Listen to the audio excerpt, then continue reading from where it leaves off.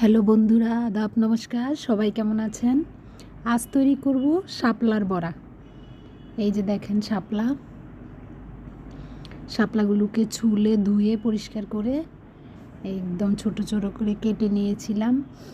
শাপলাগুলো লবণ মেখে রেখেছি, দেখেন মোজ এরকম হয়ে গেছে। এখন চিপে নিলাম।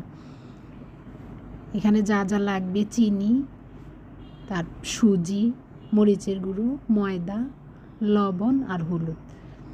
এই হলো উপকরণ। এখন শাপলার পকোড়া কিভাবে তৈরি করতে হয় দেখুন। সবগুলো উপকরণ শাপলার সাথে ভালো করে মেখে নেব। এখানে আলাদা করে কোনো জল ব্যবহার করতে হবে না, শাপলা থেকে জল বের হয়ে আসবে।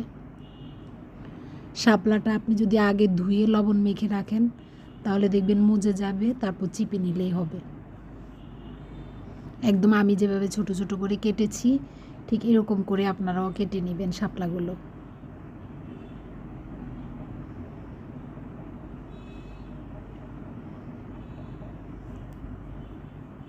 খুবই ভালো লাগে, বাসায় করে খেয়ে দেখবেন।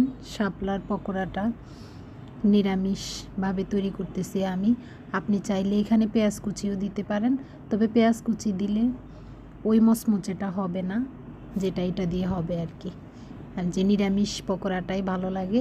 তারপরে চাইলে পেঁয়াজ কুচি দিতে পারেন, রসুন বাটা দিতে পারেন, বা চিংড়ি মাছ দিতে পারেন। ছোট চিংড়ি বেটে মিহি করে দিয়ে দিতে পারেন। টেস্ট যত দিবেন তত টেস্ট। এই দেখুন, তেল গরম করে নিয়ে এখন আমি বড়াগুলো দিয়ে দিচ্ছি। আমরা বলি বড়া, কেউ বলে পকোড়া, ঘুরে ফিরে একই খাওয়া নাকি। ছোট ছোট করে দিয়ে দিব, চুলার আঁচটা কমিয়ে নেব। আমি সরিষার তেলে ভাজতেছি তাই এরকম ধোঁয়া দেখা যাচ্ছে।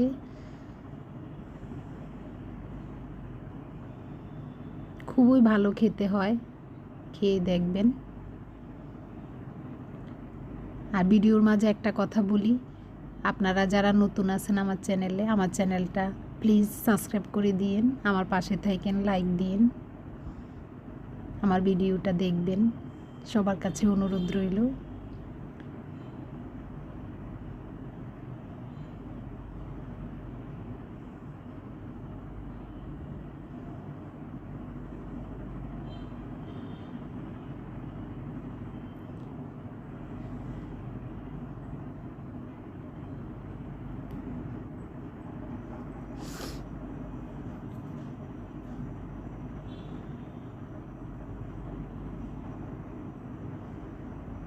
সবগুলো পকোড়া দেওয়া হয়ে গেছে আমার।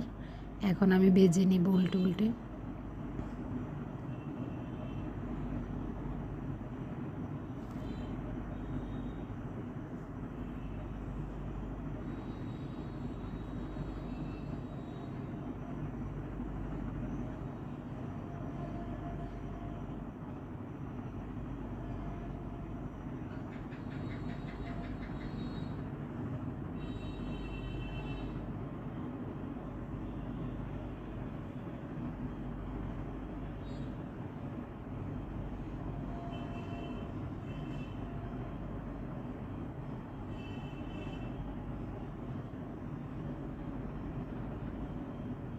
এই দেখুন আমার পকোড়াগুলো তৈরি হয়ে গেছে। আপনি শুধু শুধু খেতে পারবেন, ভাতের সাথেও খেতে পারবেন। যদি ভালো লাগে আমার ভিডিওটা দেখবেন, সাবস্ক্রাইব করবেন, লাইক দিবেন। ভিডিওটা দেখার জন্য অশেষ ধন্যবাদ।